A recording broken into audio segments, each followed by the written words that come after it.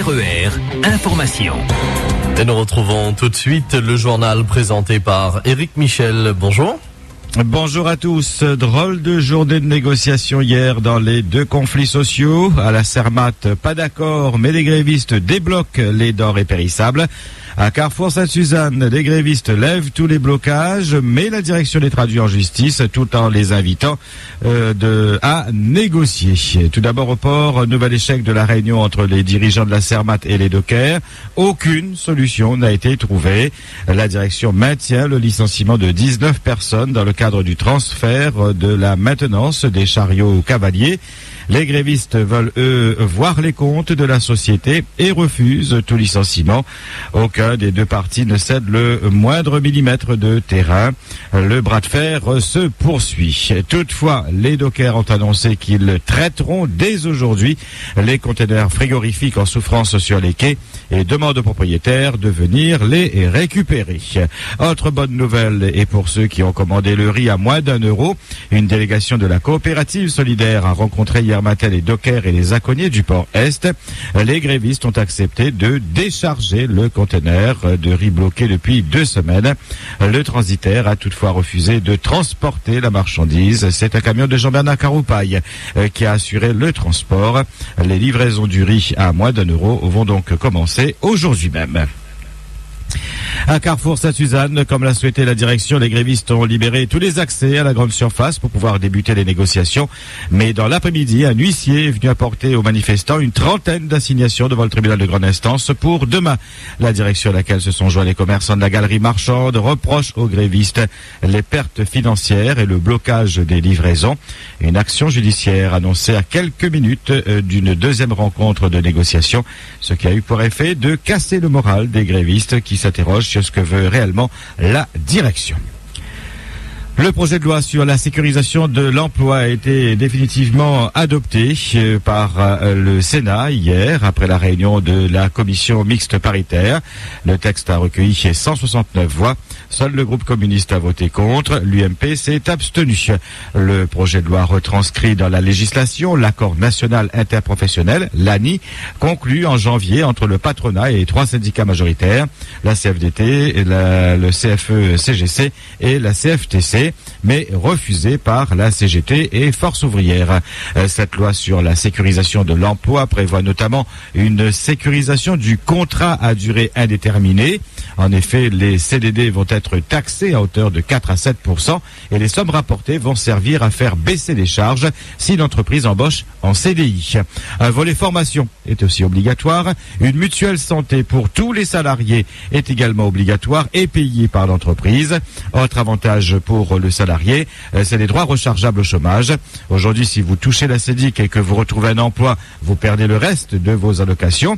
La nouvelle loi prend en compte ce que vous n'avez pas touché lors de votre précédente période de chômage et l'ajoute à votre nouvelle période d'indemnisation.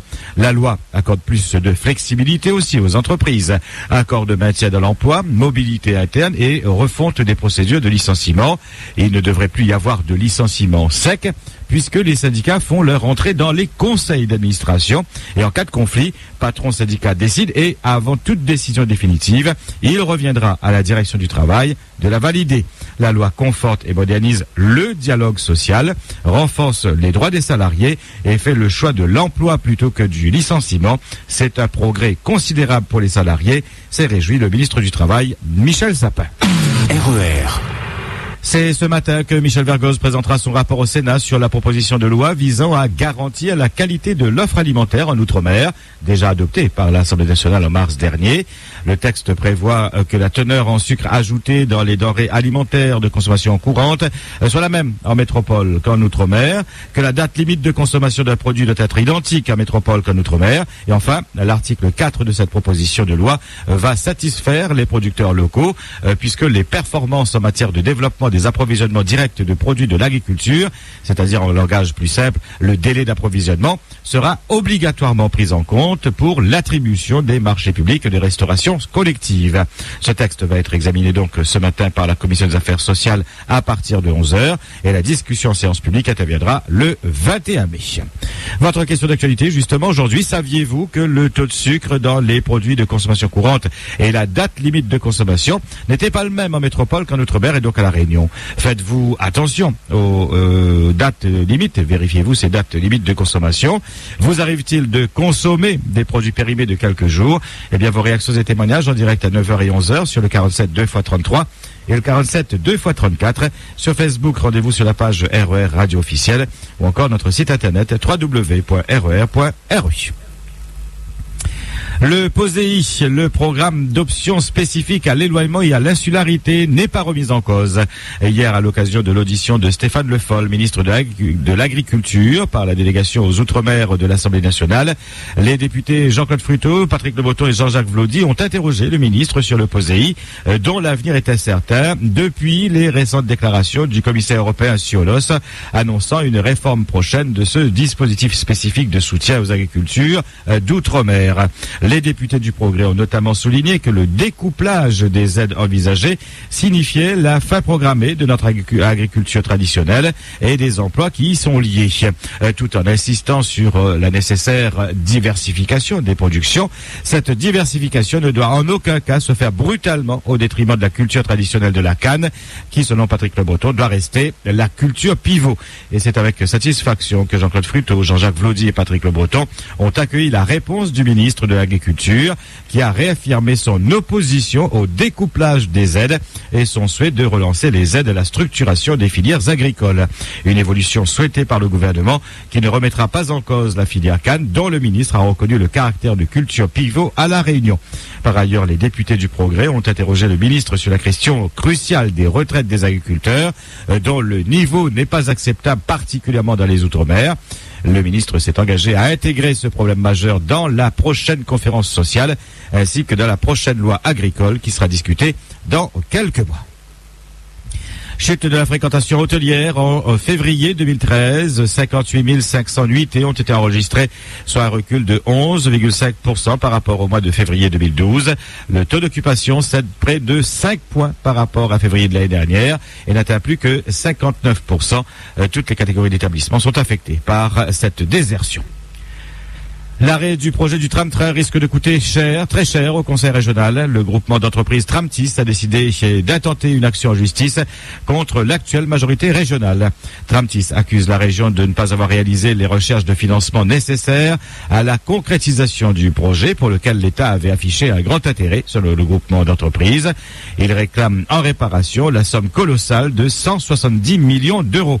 Le tribunal administratif a été saisi.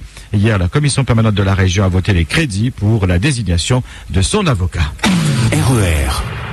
Un couple de proxénètes comparaissait hier devant le tribunal correctionnel de Saint-Denis. Ils étaient poursuivis pour proxénétisme hôtelier et blanchiment d'argent. Propriétaires de 85 logements, 20 auraient servi à loger des prostituées d'origine malgache depuis de nombreuses années dans 2 immeubles de la rue du Butor à Saint-Denis. Le couple se faisait payer le loyer en argent liquide, des revenus non déclarés à l'administration fiscale. Leur patrimoine s'élèverait à 769 000 euros.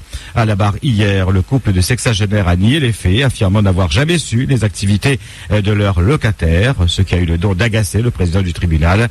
Après les débats, le procureur a réclamé 1 an de prison avec sursis à l'encontre du couple et la saisie de 2 immeubles au Butor à Saint-Denis. Le tribunal rendra sa décision le 18 juin prochain.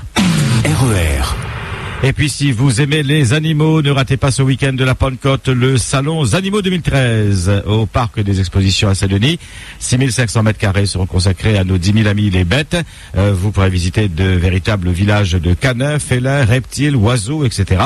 Découvrir des expositions sur les tortues, les insectes. Découvrir également le Fish Spa. Et puis également, ce salon, vous pourrez voir et assister à des concours et des défilés de animaux. De salon qui se tiendra à partir de ce samedi et jusqu'à lundi prochain de 10h à 19h. 4 € l'entrée pour les enfants, 6 € pour les adultes. RER. 8h09 sur RER, c'est le point final ACE 5-8. Merci de votre fidélité. Agréable journée. RER, la radio qui vous transporte sur toute l'île.